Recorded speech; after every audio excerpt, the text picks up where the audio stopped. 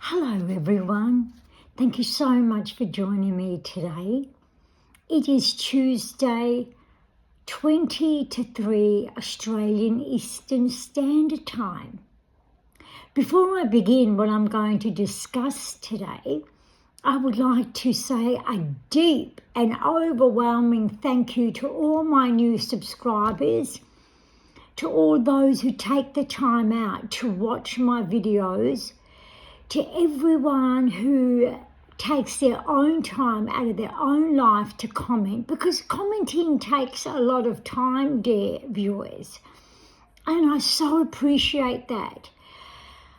I spent the last 2 decades in the intensity of research because I was, as a writer, witnessing what was happening in the world. So I delved into everything: history, a little bit of science, religions, all the different types of religions, and social issues, a lot of political issues worldwide. And it takes time. It's a huge sacrifice. My lovely husband used to share with me when we would watch a show or something on TV, which is very rare. We don't watch TV except for the morning news. And that's because in research, well, for me, not for my husband, in research I have to look at and examine both sides of the coin. So I have to watch MSM and other things that I don't like to watch, but I must remain informed. So, thank you everyone for taking the time in your very own life and time to comment, like, subscribe, and know that I will be praying for you all daily. I don't know you personally, but my Lord Jesus Christ of Nazareth does. And on that note, I'm now going to begin with slavery. Now, slavery has been a huge misconception and an enormous educational flop. That's right. We were lied to by education system, or maybe not lied to, but kept from truth of the real history of slavery. Would it surprise you if I shared that slavery was a worldwide phenomenon? Slavery began roughly about 3,500 BC. And would it surprise you to know that slavery began in Africa prominently and in the Middle East? Now, when we mention Africa, a lot of people around the world do not realize that Africa is a continent. We look at it a lot of the time as being an actual, country or nation. No, it's a continent, dear people. And it has 54 countries in it. Let me just check on that. Yes, 54 nations in Africa. Now, slavery has been very much a cultural and economical phenomenon. It most of the times had nothing, absolutely nothing to do with race. Whites and black people were slaves. Slavery was more honed in on who you were in regard to your status in society. For example, if you were around a major group of someone and you were a minor of a different sort or nationality, but yet the same colour, you were taken into slavery. It had nothing to do with race. It had to do more with your standing in society, in the particular nation you were in. So I'm going to talk about Africa and the Middle East, okay? I've written a few notes, so bear with me, because, dear viewers, I'm 54 and my memory doesn't serve me well like it used to 20 years ago. So I take down notes, right? So I don't forget. I mean, there's quite a bit I can tell you, but I want about slavery, but I want to be exactly on point because that's just the way I am. Okay? So, yes, slavery occurred centuries before the West slave trade. Another misconception and uneducated point of view, which, as one of my viewers kindly shared, that when she was 10 years old, she had a few questions to her teacher when they were looking into slavery. And she asked about white slaves, and the teacher was not allowed to speak of that, paraphrasing the comment, of course. So, slavery occurred centuries before the West slave trade. Time span, culture, however, as a trade, slavery all commenced, as I said, in Africa and the Middle East. Now, the African nations, what they would do as a way of making money, those that they considered not of their maybe tribe, not of their social standing, their own brothers and sisters, they would ship off to the Middle East. It all began in Africa, and they would ship off to the Middle East, and they would make their, in our days, millions of billions. Slavery was a huge economical trading system. It was all in regard to making money, getting rich, right? Large African corporation owners of plantations had African slaves, and they fought long, hard and wide to come against the European abolishments. Yes, it was Europe, the white people, who were wanting to rescue the black people from their black oppressors.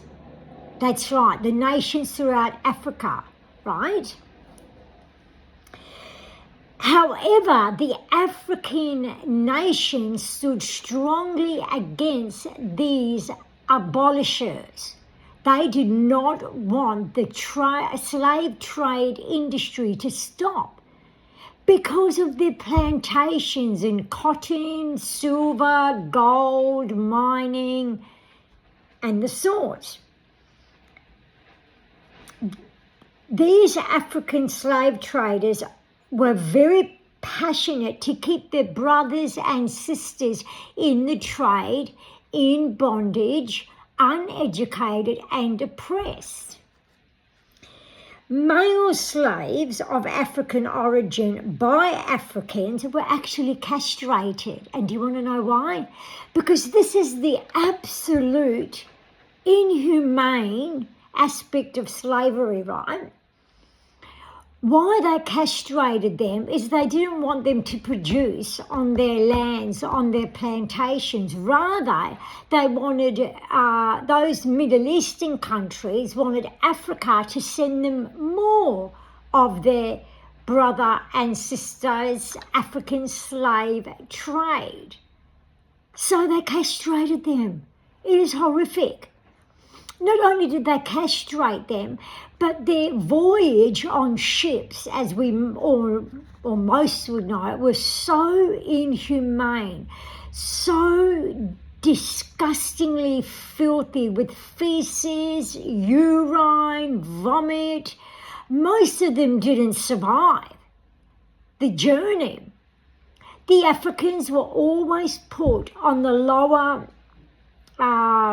oh gosh, I can't remember, plank, I'll just say plank, I can't remember, of the ship, right, what they call it. And they were squashed in like sardines, like absolute sardines. It was horrific.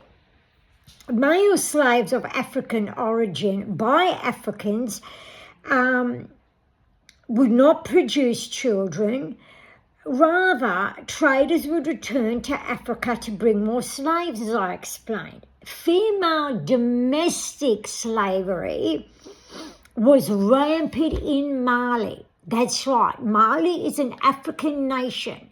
And what they did with the female slaves is those rich and in society and those that were of higher standing in Mali would buy slaves from slave owners and use the female for domestic duties. The male was always used for, the plantations or industrial or even military, forced to go into military expeditions, right? One of the richest slave owner in the entire world, if not the richest, was from African. His name, Africa, was Mansa Musa. Mansa Musa. Sorry, I shouldn't make fun of that, but that just reminds me of some sort of African song, Mansa Musa, Mansa Musa.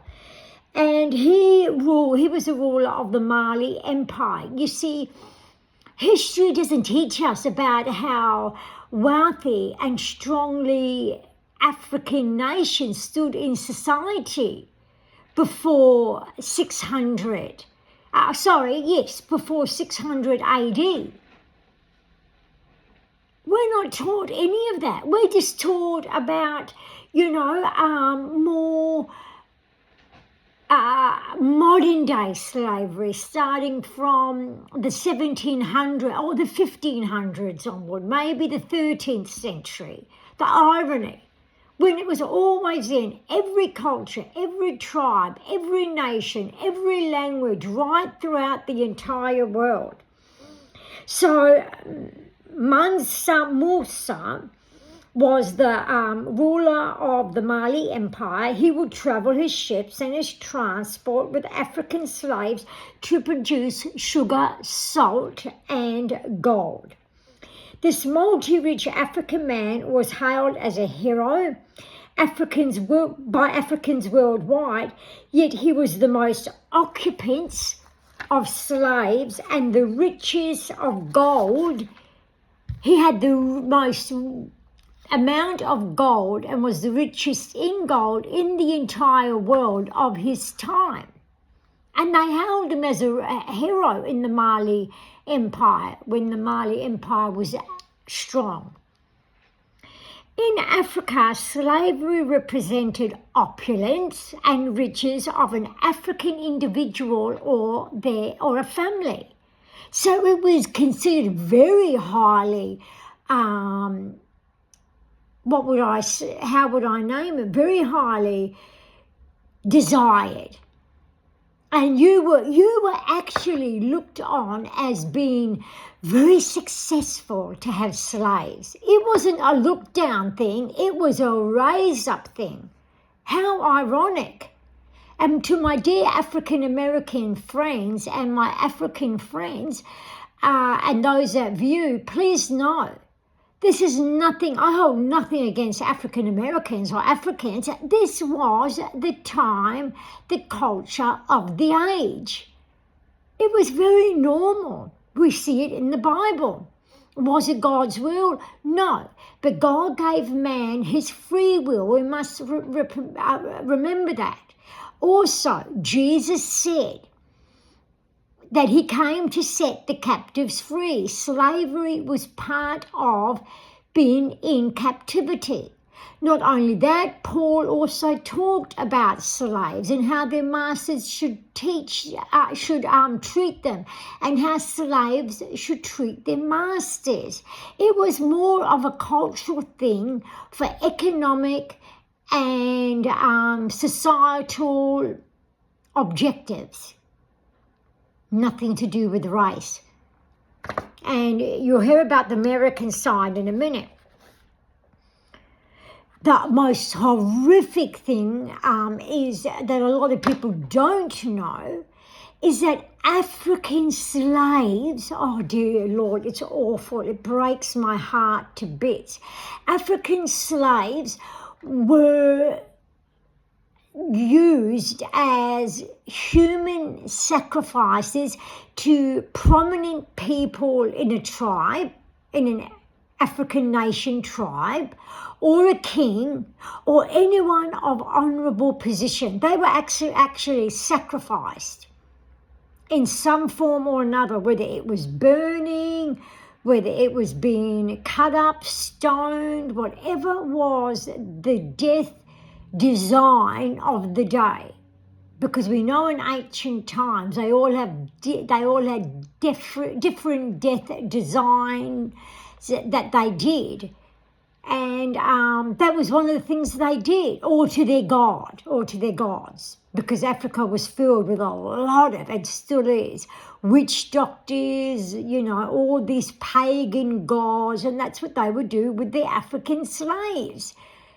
It's just mind-blowing, and how we've been lied to, which is not surprising, dear viewers, because we've been lied to a lot throughout our educational system, not only regarding history and the subject matter at hand today, slaves, but regarding many other things as well. That's why I made it one of my points throughout the last 2 decades to research history, geography, politics, and the sorts. And that's why my channel is all about the above mentioned. Now, Benin, where a lot of my cousins live, from Lebanon, they go to Benin and they have restaurants and they had car sale businesses and the sorts. Benin, not the modern Benin we know of today, but Benin was very prominent in the slave trade, very prominent, right? Benin, was heavily invested in trading their slaves. They fought, they were determined against the European abolishment. They fought long and they fought hard against the white European who saw that it was inhumane what they were doing in African nations having these slaves. This was way before Europe and the West took on slavery, and it was nothing. Although it was horrific, despicable, disgusting, degenerate, it was nothing as horrific as the African slave trading system. The West was a lot more kinder, if I could even begin to say such a word, because what we saw in the West was also horrific, with white and black slaves, as you will learn in a moment if you don't already know. So they fought really long and hard in Benin towards a European. The Gold Coast of Nigeria, Nigeria also was very huge in slave trading to the Middle East, right? So we're talking about the beginning of slave trade was in Africa, 3,500 BC, and they would trade them over, especially to Egypt. And many are out of the wrong thought or the wrong learning or the wrong knowledge, thinking that Egypt is part of the Middle East. No, dear viewers, Egypt is in the African continent.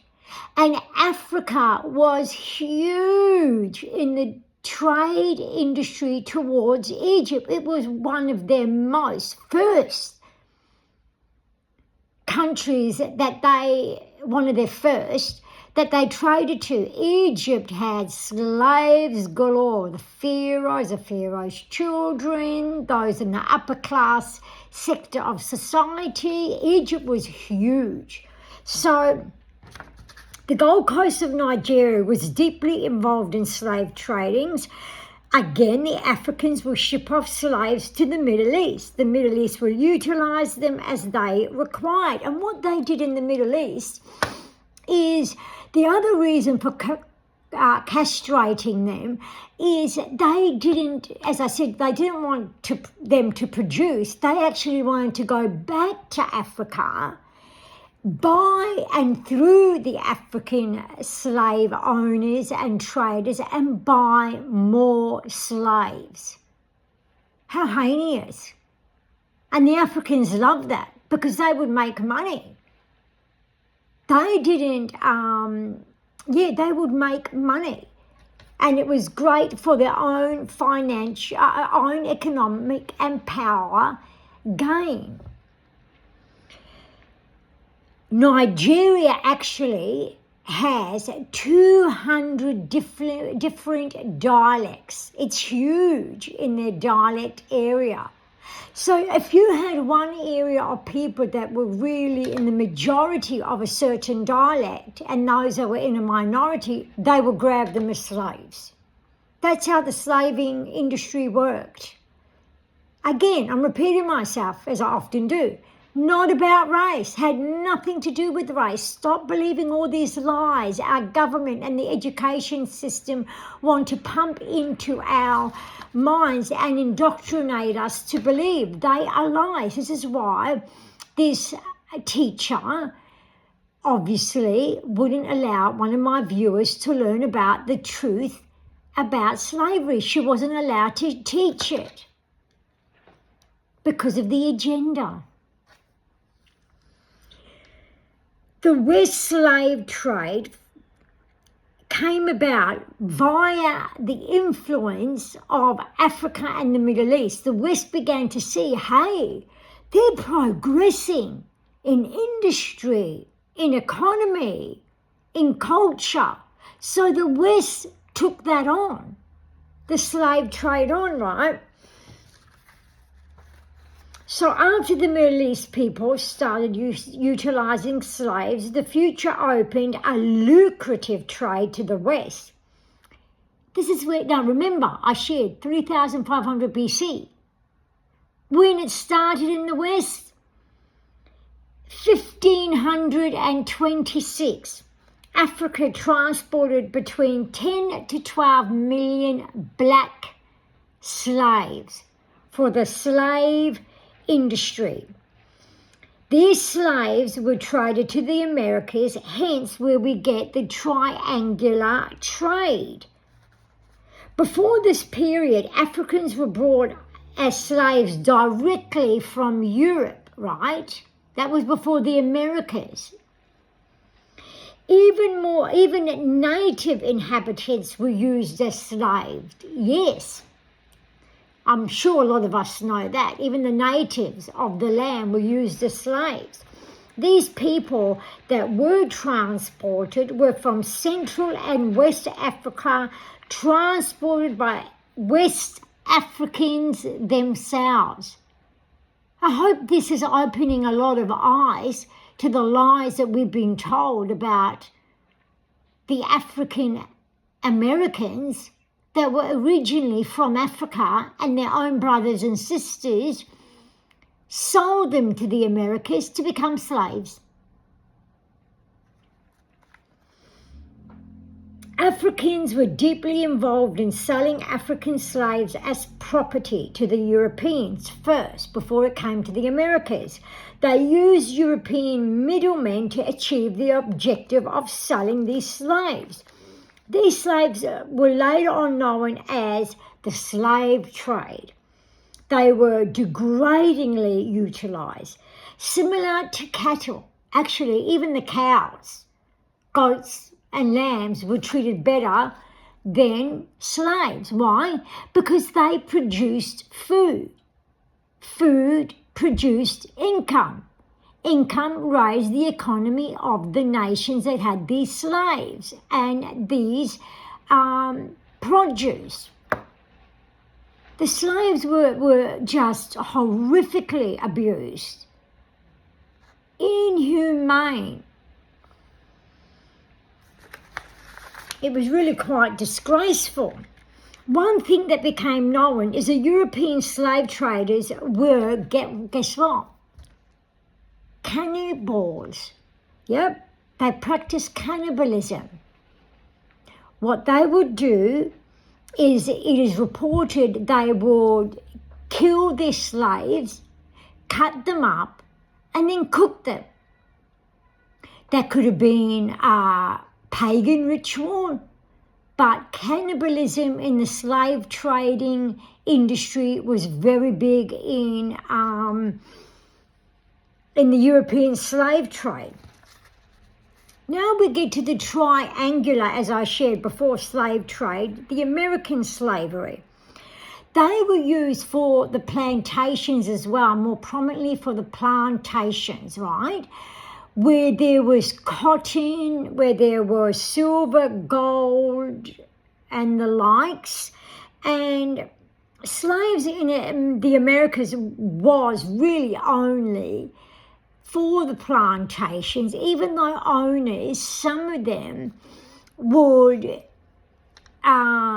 treat them like family members, and when the owners passed away, they had given in their will their property, if they didn't have family or whatever happened in the family dynamics. Slaves sometimes would be freed by the owners, sometimes they would give them their inheritance after death, right?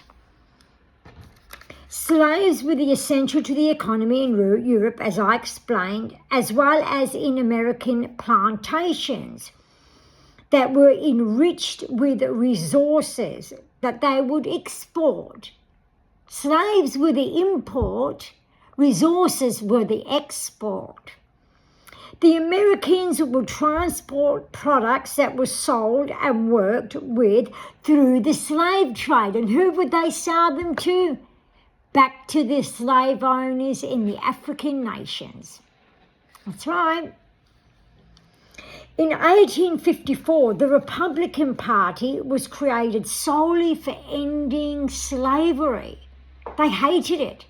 The very fact of the African Republic Party being created was to abolish slavery and to abolish polygamy, dear people. It was the Democrats who supported slavery. I'm sure we should all know that by now. The Democrats supported slavery, and they fought against, which began the Civil War in America. In the South, they wanted to keep the slaves. And the South nowadays, have been a prominent Republic red zone. So it was the Democrats who fought strong and hard to keep slavery ongoing, because it brought in the moolah, the money, the masari, my dear people. So the Republican Party was formed to abolish slavery and polygamy. However,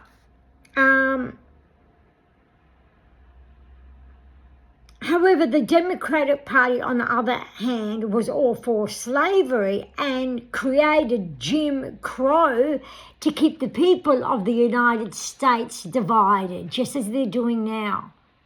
George Foreman, it wasn't about what they tell us it was about. I won't say it here. It was about what he consumed.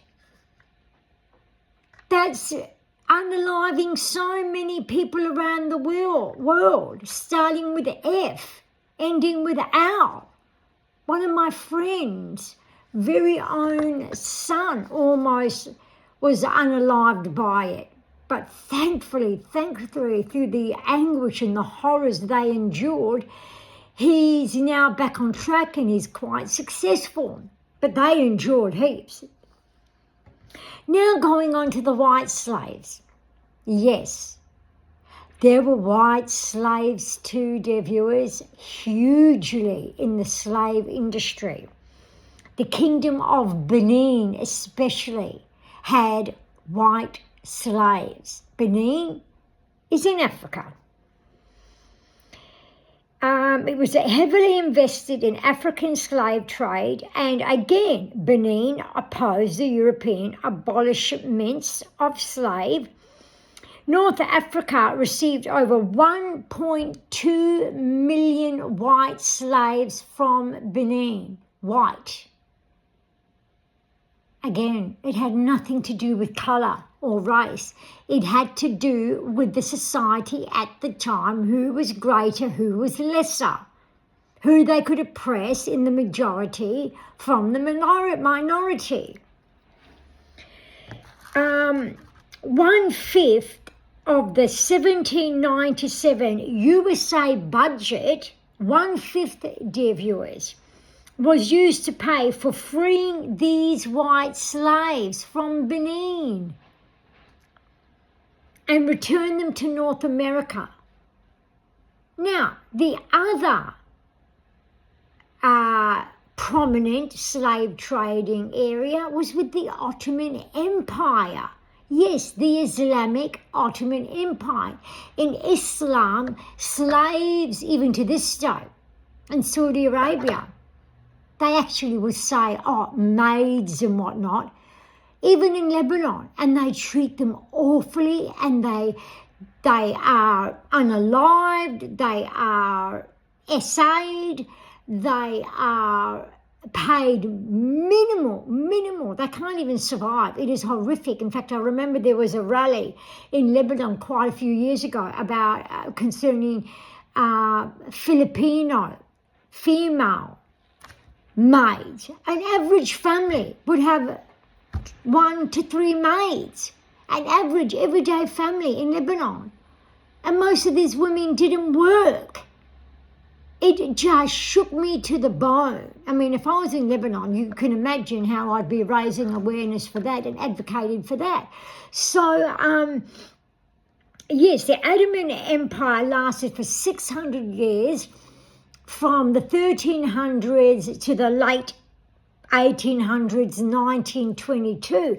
And the Islamic Empire, as I shared, they were just prominent. So we've got firstly the African and Middle Eastern, Africa taking slaves to Middle East. That's where it all began. For all you African Americans, I would implore you, plead with you, and encourage you to know that it wasn't the white people. The white people tried to rescue you. And even whites in the millions were taken as slaves by Africans and by Europeans, right? And then we had, following that, the African and the Middle Eastern became very lucrative in areas of society, and it compelled the West to start importing slaves and exporting their material resources that the slaves worked on.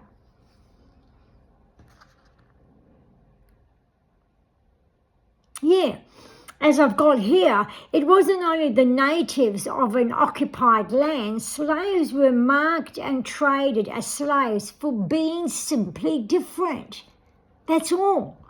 They were of the same nation, the same language, the same colour, but in their eyes they were considered different, just like they had the casting system, and they still have it, but behind doors in India.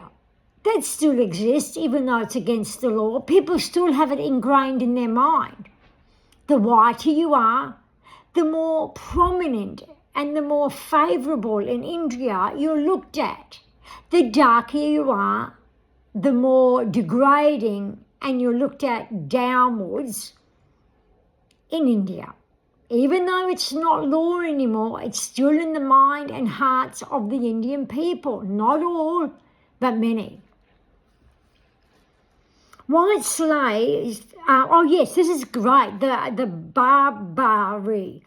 Barbary stories of the white slaves. They were captured by barbarian Christian pirates along the Mediterranean Sea and through the North African coast.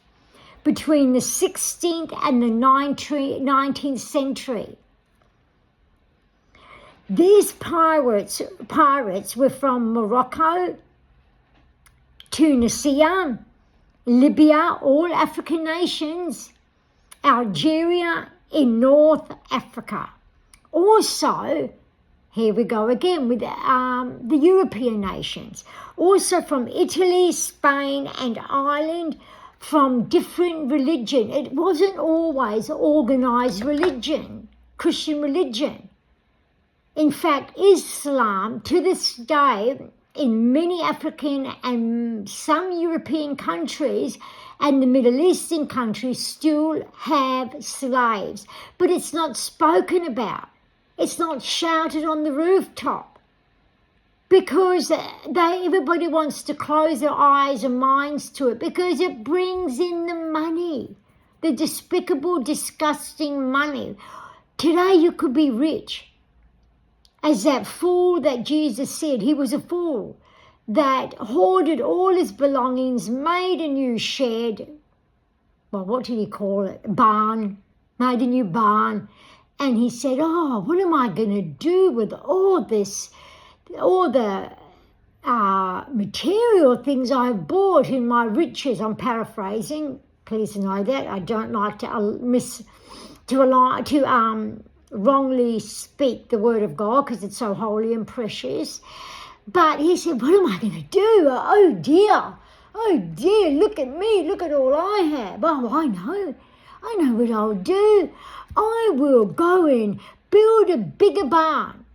And what did Jesus say as a parable to those that were listening? And God looked down and said, you fool, tonight your life will be taken. You could be rich today, as I shared with a family friend, and poor as a pauper tomorrow. Money we require it to live. Yes, it is a necessity. And it's a blessing if you are rich because you can utilize that to help many. You can utilize that to give to those in need. But it can disappear overnight. And we saw that in 2008 very well. So from Italy, Spain and Ireland, they came. Slavery, the slave trade was quite huge as well. But this is later on, way later on, in the 15th century. In 1631 was one of the largest takings of slaves in Ireland. Slavery was not for the likes of race, rather for the need of labour, as I noted there again. West Indies, huge in the slave industry, sending their slaves off to European and Western countries. Europe provided the transport from Africa, who had West Indies as slaves, and America provided the land that was the triangular slave trade. So Africa, it came in a triangle shape. Africa would supply the slaves, America would provide the land, and the West Indies were taken from Africa to Europe and America. Between mid-600 AD to 1700 AD, the Islamic slave traders were sending out slaves from Africa all over the Middle East. King Charles V in 1518 granted a charter to Spain from Africa. Over time, the king changed the law, which was instituted by his grandfather, and brought African slaves to South America on the condition they would be converted to Christianity. Absolutely horrific. Never God's will. It was man's will, because God gave man his free will. Never God's will. In the 1700s began the European slave trade. West Indies were the majority. Not the Africans, the West Indies. West Indies was shipped off to Spain and Portugal. South America was inundated with the slave trade. Portugal. How do you think they made all their riches? And their industries kept going. And their plantations. It was all from West Indies slave trade. In the 1500s, Spain and Portugal had slave trade in occupying their areas. Spanish and Portugal eventually started importing slaves from Africa because they were not slaves per se. Rather, they believed Africans to be barbaric. That's how horrible it is. That's what it ended up turning to be. They just looked at them as barbaric. Black slaves were known to be a popular commodity for labour and utilising the slaves as equipment, also for sexual endeavours. Yes, for men. Later on in years, countries realised that slavery was an excellent form of manipulation for the economy. And in conclusion, I wrote this. Every civilization and every occupied nation had the slave trade in action. Every civilization and every nation. However, man in the name of organised religion utilised the name of God to manipulate and acquire human-bound slave and slave owners. Though it was fitting in yesteryear for certain civilizations and cultures, we must remember that it was in and through the Bible that slaves were released through the revelation of what was given to many of those who ended slavery by the very words of Jesus Christ our Lord and the whole entirety of the Bible and the characteristics of God and what he desired humankind to be like. In 1867, it was not until then, after widespread abolitionist pressure within the Spanish Empire and in light of Cuba's much larger neighbour, the United States, after a violent civil war, that the Spanish government moved decisively against the illegal transatlantic slave trade, ending the traffic for good. Slavery was ended for good in 1867 as we know it. However, it still remains, slavery still exists today, yet it remains ignored. It's very heartbreaking, absolutely heartbreaking. And I thought to myself, amongst my 200 plus writing pieces or poetry pieces, I chose a poetry piece that would be quite relevant to speaking about the trade industry, and it's called Hello Life, All Rights Reserved, written in 2016 by Salwa Samra. Hello life, I'm required to greet you each morning. I'm expected to live you each day. You provide the sun to raise me from my slumber, arrange the moon to lay me at night's rest. Life, you have many expectations of me. You capture me to pause at your beauty. You seize me to ponder at your hardships. You confine me to consider your ironies. In happiness you plant sorrow intense. In sorrow you sow harvests of joy immense. In the eyes of hope, disappointment looms. In the ears of disappointment, hope anticipates. Life, challenges are your servings in portions. Lessons are your tutorial in great measure. In the cradle of birth, We are proposed to thrive.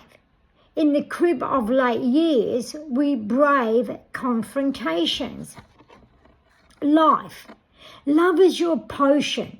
Its concoction dears the weakest.